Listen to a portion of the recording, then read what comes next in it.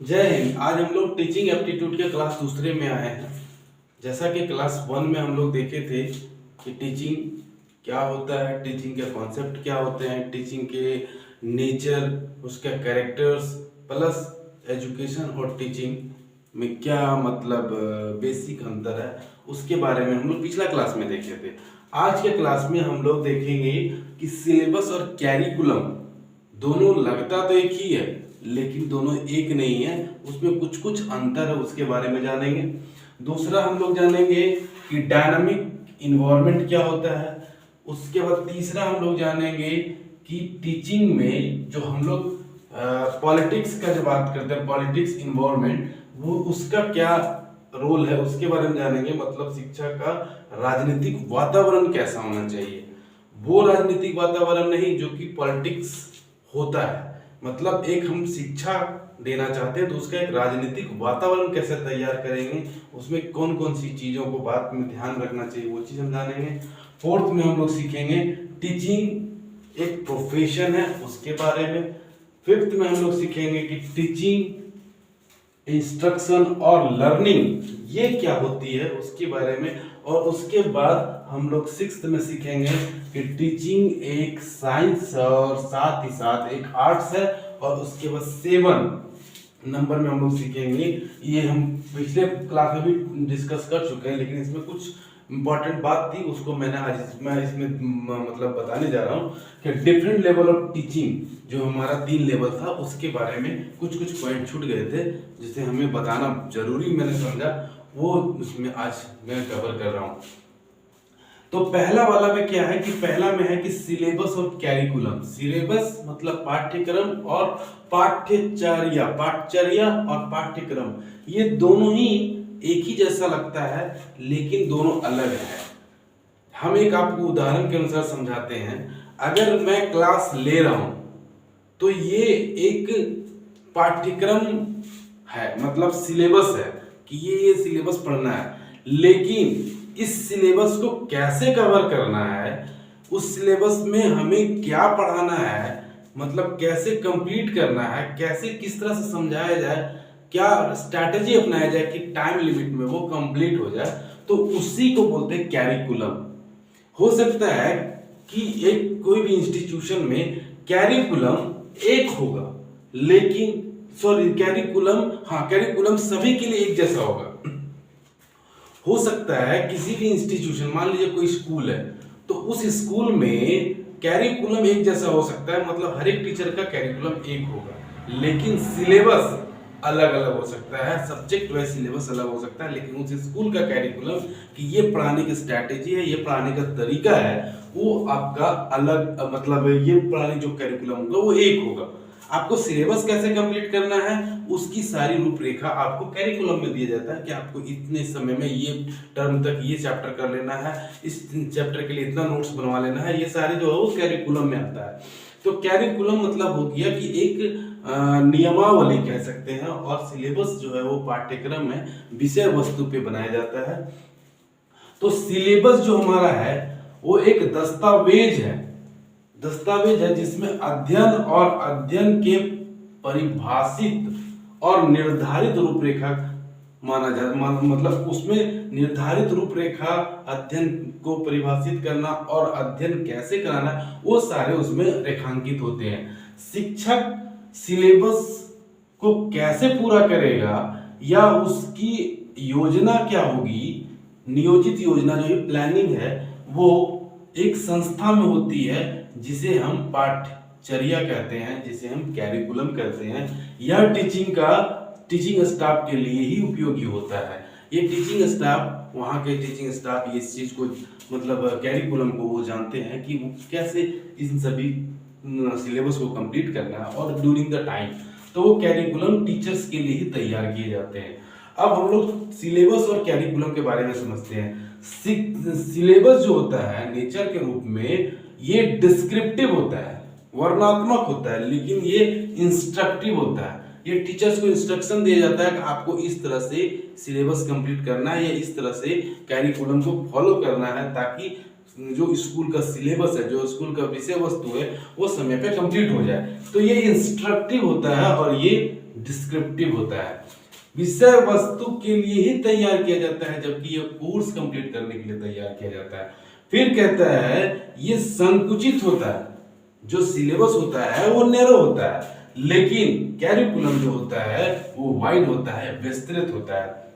उसके बाद कहता है कि जो सिलेबस हमारी होती है वो परीक्षा बोर्ड तैयार करता है कि क्या क्या पढ़ाना है, कौन कौन से सब्जेक्ट में क्या क्या पढ़ाना है और कौन कौन से सब्जेक्ट्स को रखना है, ये बोर्ड डिसाइड करता है, ठीक है। लेकिन कैरिकुलम उच्च संस्था मतलब बोर्ड जो हमारे स्कूल का जो भी बोर्ड ऑफ मीटिंग होगा वो डिसाइड करेगा या सरकार डिसाइड करेगी, या अगर कह सकते हैं कि जैसे स्टेट का जो काउंसिल होती है वो डिसाइड करती है कि कैरिकुलम किस तरह से कंप्लीट होगा। उसके बाद टाइमिंग की बात आती है, तो टाइमिंग में सिलेबस जो हो जनरली 1 वर्ष का होता है, लेकिन ये कोर्स समाप्ति तक रहता है कि जब तक कोर्स समाप्त नहीं होगा तब तक कैरिकुलम कंप्लीट नहीं होगा। तो ये कोर्स बेस्ड होता है, जबकि ये विषय बेस्ड होता है, मतलब सब्जेक्ट बेस्ड होता है। एक समरूपता मतलब समरूपता कहता है कि सभी शिक्षक के लिए अलग अलग सिलेबस होता है, लेकिन कैरिकुलम जो होता है वो सभी शिक्षक के लिए अलग अलग नहीं होता है, सभी अध्यापकों या कभी सभी शिक्षकों के लिए एक होता है। मतलब कह सकते हैं उस इंस्टीट्यूशन का एक ही कैरिकुलम होता है जिसे सारे टीचर्स फॉलो करते हैं। जो सब्जेक्ट के हैं वो सब्जेक्ट के अपना सब्जेक्ट के सिलेबस को उठाएंगे और कैरिकुलम क्या स्कूल का है उसको मैच करके सिलेबस को कंप्लीट करेंगे। तो जो कैरिकुलम होगा वो एक होगा, जबकि सिलेबस हर एक सब्जेक्ट का अलग अलग हो सकता है, होता है। दूसरा है डायनामिक इन्वायरमेंट। डायनामिक इन्वायरमेंट मतलब कहता है कि समय और जगह के अनुसार टीचिंग बदलता है। ऐसा नहीं है कि टीचिंग का जो वे आपको झारखंड में मिल रहा है वैसे ही टीचिंग वे आपको जम्मू कश्मीर में मिलेगा, वैसे ही टीचिंग ऑफ वे श्रीनगर में मिलेगा, वैसे ही टीचिंग ऑफ वे आपको आसाम तरफ मिलेगा।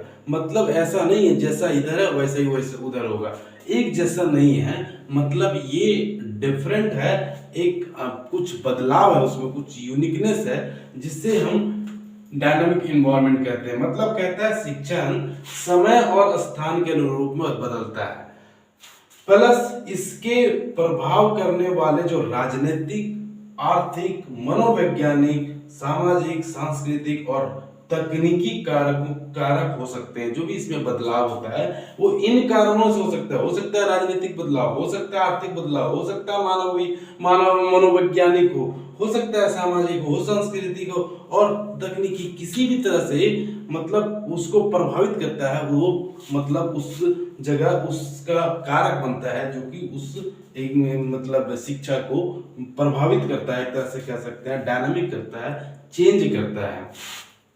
इसके अंतर्गत 3 चर माने गए हैं जो एक दूसरे की प्रभावित करते हैं और एक दूसरे को प्रभावित करते हैं, प्लस एक दूसरे से प्रभावित होते हैं।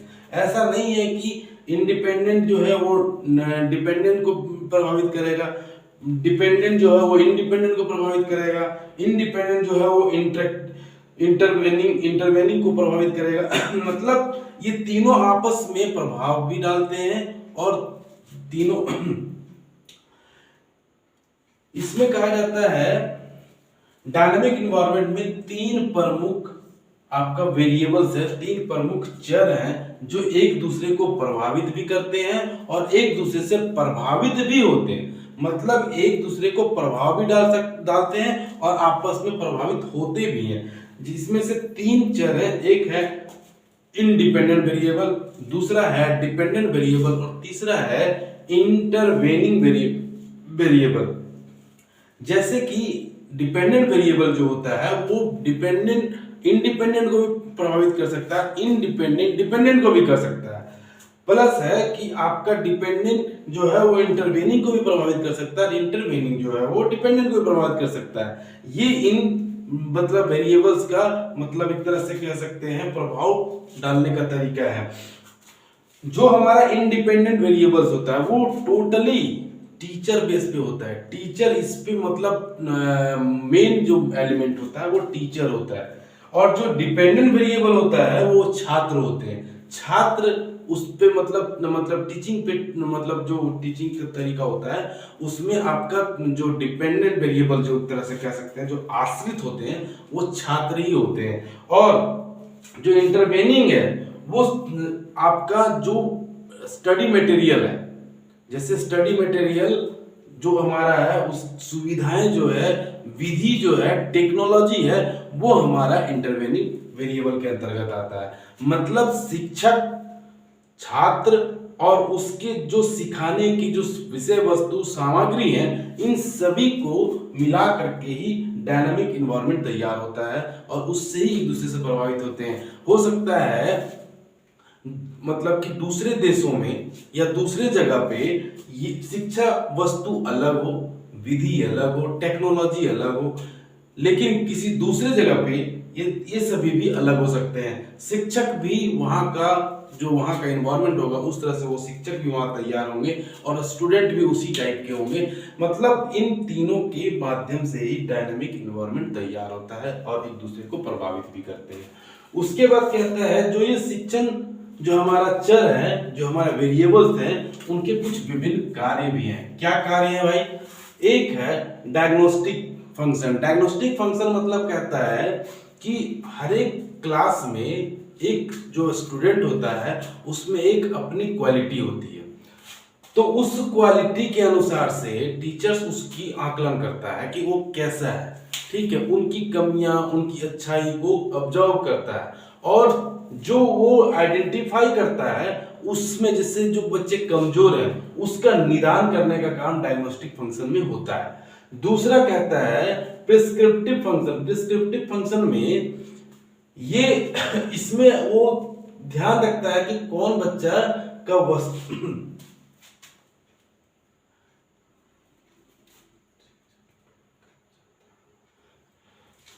जो हमारा डायनेमिक इन्वायरमेंट में है, जो इन डायनेमिक इन्वायरमेंट के जो तीन चर है, तीन वेरिएबल हैं, उनके कुछ कार्य हैं, कुछ भिन्न कार्य हैं, उसके बारे में बात किया गया कि डायग्नोस्टिक फंक्शन, पहला जो कार्य है वो डायग्नोस्टिक फंक्शन है, दूसरा जो कार्य है वो प्रिस्क्रिप्टिव फंक्शन है और तीसरा जो है इवैल्यूएटिव फंक्शन है। मतलब डायग्नोस्टिक फंक्शन में निदानात्मक क्रियाएं की जाती है। निदानात्मक क्रियाएं मतलब कहने का मतलब वह शिक्षक जो है, शिक्षक की भूमिका ज्यादा होती है और विषय वस्तु, छात्र, ये दोनों पर ध्यान शिक्षक का ज्यादा होता है कि क्या विषय वस्तु है और कौन सा छात्र किस टाइप का है। इसमें डायग्नोस्टिक किया जाता है, मतलब उसको पहचाना जाता है कि कौन बच्चे कितना तेज है या कौन से बच्चे में क्या कमियां हैं, क्या अच्छाई है, वो सारा आपको डायग्नोस्टिक में किया जाता है। जब प्रिस्क्रिप्टिव में आते हैं तो जो कमियां निकलती है, जो डायग्नोस्टिक में जिस बच्चे में निकलेगा कि इस बच्चे ने कमजोर है, मतलब एक आकलन निकलेगा, तो उसमें डायग्नोस्टिक प्रिस्क्रिप्टिव में उसको ठीक किया जाता है, उसको दूर करने का, उस छात्र में उस चीज को खत्म करने का, मतलब जो भी कमजोर है उसको ठीक करने का काम आपका प्रिस्क्रिप्टिव फंक्शन में होता है। तीसरा जो है इवैल्यूएटिव फंक्शन, इसमें क्या किया जाता है, छात्रों में जो आचार और व्यवहार, उस जो हम इसमें मतलब जो हम इसमें कार्य करते हैं उसका वांछित परिवर्तन हुआ या नहीं, उसका आकलन किया जाता है आपका इवैल्यूएटिव फंक्शन में। मतलब तीनों फंक्शन आपस में एक तरह से जुड़े हुए हैं। इसमें उसकी कमियां और शिक्षक का पूरा निगरानी स्टूडेंटों पे होती है और उनकी जो जो प्रॉब्लम है या उनका जो जो कमियां हैं उसको इसमें लिस्टेड किया जाता है। इसमें उस लिस्टेड जो होते हैं, जो कमजोर होते हैं बच्चे या जिसमें जो कमियां होती हैं, उसको इसमें पूरा किया जाता है। अब पूरा करने के बाद उसमें परिवर्तन आया कि नहीं आया, उसका इसमें मूल्यांकन किया जाता है। तो इस तरह से हमारा इन्वायरमेंट मतलब डायनेमिक इन्वायरमेंट कंप्लीट होता है। उसके बाद हम लोग आते हैं शिक्षण का राजनीतिक वातावरण। शिक्षण का राजनीतिक वातावरण में तीन शासन होते हैं। एक होता है ऑटोक्रेसी। ऑटोक्रेसी में क्या होता है कि शिक्षक इसमें प्रधान होता है और इनकी बातों को छात्र बिना तर्क वितर्क किए हुए स्वीकार करते हैं, इसे हम बोलते हैं ऑटोक्रेसी। दूसरा इसमें है कि डेमोक्रेसी। डेमोक्रेसी में लोकतंत्र में कहता है कि शिक्षक और शिक्षार्थी दोनों का आपस में समान विचार रखने का अधिकार होता है। मतलब दोनों आपस में डिस्कस करते हैं, दोनों आपस में तालमेल बिठा करके अच्छा से मतलब उस किसी टॉपिक पे बात करते हैं, तो उसे डेमोक्रेसी कहा जाता है। मतलब दोनों पक्ष, शिक्षक प्लस शिक्षार्थी, इस पे विचार रखेंगे, इस पे अपना मंतव्य रखेंगे। कहता है लेजर फेयर, लेजर फेयर में आपका हस्तक्षेप रहित शासन होता है। हस्तक्षेप रहित शासन मतलब कहने का मतलब हुआ यह व्यवस्था जैसे सबसे ज्यादा लचीला होता है। सबसे ज्यादा लचीला होने का मतलब, कहने का मतलब है कि टीचर एक स्टूडेंट के सामने में एकदम समझिए कि फ्रेंड्स की तरह व्यवहार करते हैं, जिससे इसमें स्टूडेंट की सक्रियता, स्टूडेंट की पार्टिसिपेशन ज्यादा होती है। तो अभी जो हमारे यहाँ जो मतलब एक तरह से देखा जाए कि टीचिंग का भी बेस्ट जो तरीका है वो हमारा लेजर फेयर है। लेजर फेयर में एकदम टीचर और स्टूडेंट में समझिए कि दोस्ताना व्यवहार होता है, जिसके चलते टीचर से स्टूडेंट डरते नहीं हैं और बेझिझक जो भी डाउट होते हैं वो पूछते हैं। तो ये वाला जो हमारा है हस्तक्षेप रहित शासन, ये ज्यादा ही इफेक्टिव अभी चल रहा है। उसके बाद हम लोग फोर्थ में आते हैं, teaching is a profession. Teaching एक प्रोफेशन है, सम व्यवसाय है। कैसे? क्योंकि टीचिंग ही ऐसा है जो सभी ऐसे सम व्यवसाय को तैयार करता है। जैसे कि अगर टीचर सीए बनेगा तो टीचिंग से ही बनेगा। अगर कोई सीए बनते हैं तो उनको टीचिंग होता है, वो कोई सिखाते हैं तभी तो सीए बनते हैं। डॉक्टर है, कहीं सीखते हैं तभी तो टीचर, किसी न किसी टीचर ने उसको पढ़ाया होगा तभी वो डॉक्टर बने। वकील हैं, तो ये सभी जो तैयार किए जाते हैं वो टीचिंग के माध्यम से किए जाते हैं। तो टीचिंग जो है वो जितने भी और भी प्रोफेशन है उन सभी को टीचिंग के माध्यम से ही तैयार किया जाता है। मतलब कह सकते हैं टीचिंग एक प्रोफेशन है। और टीचिंग के लिए आपको एक क्वालिटी की आवश्यकता होती है, साथ ही डिग्री की भी आवश्यकता होती है। आपको बीएड, एमएड ये सभी आपको करवाना पड़ता है टीचिंग के लिए। तो टीचिंग के लिए एक क्वालिफिकेशन की आवश्यकता भी है, इसलिए टीचिंग एक प्रोफेशन है। और कहा जाता है टीचर जो होता है बाय बर्न होता है, मतलब वो जन्म से टीचर होता है, उसे बनाया नहीं जा सकता। कोई भी अगर बेस्ट टीचर है तो उसके ब्लड में होता है, वो बाय बर्थ होता है। तो उसे अगर कहेंगे कि हम बनते हैं टीचर, तो वो टीचर बनाया नहीं जा सकता है, वो बाय बर्थ होते हैं। शिक्षक जो शिक्षा होता देते हैं, अगर एक राष्ट्र में अच्छी शिक्षा हो तो परिवर्तन करने के लिए शक्तिशाली उपकरण माना जाता है शिक्षा को। किसी भी राष्ट्र का अगर अच्छी डेवलपमेंट होती है, किसी भी राष्ट्र का डेवलपमेंट, तो उसका सबसे बड़ा उपकरण अगर कहा जाए या सबसे शक्तिशाली उपकरण जो है वो शिक्षा है, जो कि टीचिंग से दिया जाता है। एजुकेशन जो हमारा होता है वही किसी भी राष्ट्र का मेन मतलब शक्तिशाली टेक्नोलॉजी या शक्तिशाली वो हथियार माना जाता है। उसके बाद हम लोग आते हैं टीचिंग, इंस्ट्रक्शन और लर्निंग। टीचिंग, इंस्ट्रक्शन और लर्निंग में शिक्षण, अनुदेश और अधिगम, ये तीन चीज है। इसमें पहला कहता है जो टीचिंग है वो ज्ञान और क्रियात्मक पहलुओं को विकास करता है, मतलब विकास से जोड़ देता है। मतलब ज्ञानात्मक और क्रियात्मक इन दोनों पहलुओं पर फोकस करता है टीचिंग। और साथ ही ये अनुदेश निहित होता है, अनुदेश इसमें मिला हुआ होता है, अनुदेश इंस्ट्रक्शन इसमें सम्मिलित होता है। इंस्ट्रक्शन क्या होता है? इंस्ट्रक्शन केवल ज्ञानात्मक पहलुओं पर विकास करता है, मतलब ज्ञानात्मक, इसमें ज्ञानात्मक और क्रियात्मक दोनों था, इसमें सिर्फ और सिर्फ ज्ञानात्मक पे ही मतलब विकास किया जाता है। और साथ ही शिक्षण एक महत्वपूर्ण घटक है लेकिन अधिगम निहित नहीं होता है। शिक्षण जो यह जो है वो शिक्षण का एक महत्वपूर्ण घटक है, इंस्ट्रक्शन जो है वो शिक्षण का एक महत्वपूर्ण घटक है, लेकिन अधिगम, लर्निंग का कोई इसमें निहित नहीं होता है, लर्निंग से पूरा ये अलग है। उसके बाद अधिग्रहण, जो अधिगम है, जो लर्निंग है, उसमें कहता है शिक्षण और अनुदेश मतलब इंस्ट्रक्शन के प्रभाव का परिणाम होता है, मतलब इन दोनों के प्रभाव का परिणाम हमारा लर्निंग होता है। और लर्निंग में शिक्षण और अनुदेश सहायक होते हैं। मतलब टीचिंग और इंस्ट्रक्शन में लर्निंग सहायक होता है लेकिन आवश्यक जरूरी नहीं है। ये जरूरी नहीं है कि ये आवश्यक होगा, इसके सहायक है, ये दोनों इसके सहायक हैं लेकिन आवश्यक है ये जरूरी नहीं है इसमें। इन तीनों में परस्पर निकटतम संबंध है, घनिष्ठ संबंध नहीं है बल्कि निकटतम संबंध है। उसके बाद लास्ट हमारा आता है कि teaching is a science as well as arts. अब देखिए साइंस कैसे है, साइंस होने के लिए आपको सिस्टमैटिक बॉडी ऑफ नॉलेज होना चाहिए जो कि टीचिंग में होती है। Principle based on observation and experiment, जो प्रिंसिपल होता है वो बेस्ड ऑन ऑब्जर्वेशन और एक्सपेरिमेंट के आधार पे होता है, ये भी टीचिंग में होती है। यूनिवर्सल प्रिंसिपल होता है, ये भी टीचिंग होती है। यूनिवर्सल प्रिंसिपल मतलब सब जगह, मतलब एक यूनिवर्स प्रिंसिपल है ऑल ओवर इंडिया में कि टीचिंग किस तरह से करना है, तो वो भी इसमें होती है।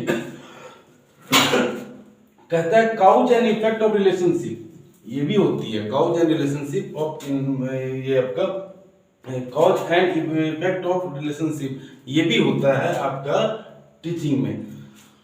जो हम पढ़ाते हैं उसका क्या कारण है और उसका क्या इफेक्ट है, इसका तो संबंध तो होता ही है। तो ये टीचिंग में, ये चारों चीज टीचिंग में होता है, जिसके चलते इसको साइंस कहा जाता है। इसको आर्ट्स भी कहा जाता है। क्यों, कला क्यों कहा जाता है? क्योंकि कक्षा में, अगर कक्षा में बहुत वातावरण, मतलब समझिए कि बहुत हो हल्ला हो रहा है, तो उसको कैसे हमको शांत करना है, ये हमारी टीचिंग कला बताती है कि हम क्या टेक्नोलॉजी अपनाएं या हम क्या ट्रिक्स अपनाएं कि वो बच्चे शांत हो जाएं। तो ये जो है कक्षा के गतिशील वातावरण को व्यवहार रूप देने का काम करता है, जैसे जो कि कला के माध्यम से किया जा सकता है। पढ़ाने का अपना अपना टीचिंग स्टाइल होता है। सारे टीचर्स अपना स्टाइल से पढ़ाते हैं कि बच्चे को समझ में आए। वो अपनी कला को यूज करते हैं कि हम कैसे बच्चे को पढ़ाएं कि वो बेस्ट से बेस्ट सीख सके। व्यक्तिगत छात्र को अपने विवेक से, व्यक्तिगत छात्रों को अपने विवेक से समझाना। जो भी टीचर्स होते हैं, वो जो छात्र होते हैं उनको मतलब व्यक्तिगत पहचान करके कि उसको किस तरह से हम समझाएंगे कि वो समझ में आ जाए, ये उसका टीचर्स का अपनी क्वालिटी होती है, अपनी कला होती है, जिसके थ्रू से उस टीचर, उस स्टूडेंट को बेस्ट से बेस्ट, अगर बहुत ही कमजोर बच्चा है उसको भी सिखाने की अगर दम रखता है तो वो एक कला के माध्यम से करता है। तो जिसे हम मतलब कह सकते हैं कि टीचिंग इज ए मतलब आर्ट्स, मतलब आर्ट और साइंस ये दोनों ही है, इससे प्रूफ होता है। अब हम लोग एक छूट गया था कुछ पॉइंट्स, जिसमें था different level of teaching. Different level teaching में हमारा एक मेमोरी लेवल था, दूसरा अंडरस्टैंडिंग लेवल था और तीसरा रिफ्लेक्टिव लेवल था। मेमोरी लेवल में कहा जाता है कि जो हमारा पहला जो हमारा मेमोरी लेवल है, इसके मुख्य प्रस्तावक जो थे वो हर्बर्ट थे। हर्बर्ट के मुख्य प्रस्तावक इन्होंने ही मतलब मेमोरी लेवल को किया था, डेवलप किया था। तो इसमें जो होता है वो रैपिड लर्निंग होता है, बहुत ही तेजी गति से सीखा जाता है इसमें। साथ ही कंठस्थ और अभ्यस्त करने के लिए प्रेरित किया जाता है कि आपको रटना है, मतलब आपको एकदम याद करना है, मेमोराइज करना है, और साथ ही उसको अभ्यास करना, प्रैक्टिस करना है, इस पे आपको ज्यादा फोकस किया जाता है। अंडरस्टैंडिंग लेवल में जो हमारा मुख्य प्रस्तावक है वो मॉरिसन है। मॉरिसन हमारा इसमें मुख्य प्रस्तावक है अंडरस्टैंडिंग में। आपको ये चीज याद रखना होगा क्योंकि पेपर में आ सकते हैं।